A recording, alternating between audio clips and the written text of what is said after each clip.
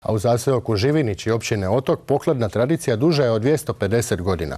Običaj se prenosi s koljena na koljeno, a biti sudionikom za svakoga je čast, ali i obveza.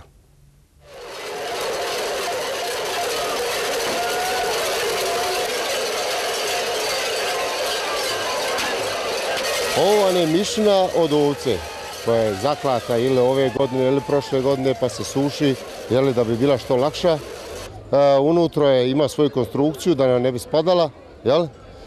I dole imamo zvona, imamo ovu rutu da izgledamo što strašnije. I eto ga, to je to. Torba za luk. Tako je nekako od pamtivijeka da najstariji koji ima najviše godina bude kao glavni did i malo koordinira to. A inače u mačkarama je baba glavna.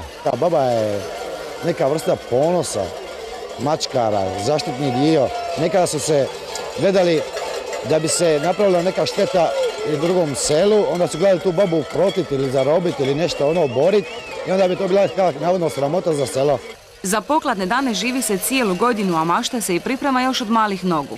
Upravo htio sam naglasiti da nas potiču ovi stari, tako da mi prinosimo na mladi i još mlađi, tako da tradicija ostaje vječno.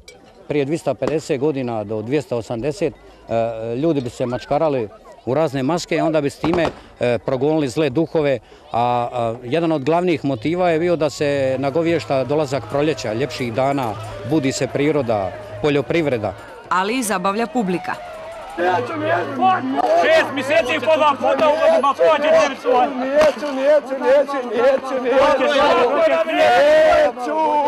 Najstariji sudionik zagazio je 8. desetljeće, no ne pada mu na pamet odustati. U smijeh, dobro društvo, pjesmu i obilatu gozbu lakše se svladavaju i deseci kilometara što ih treba pregaziti u jednome danu.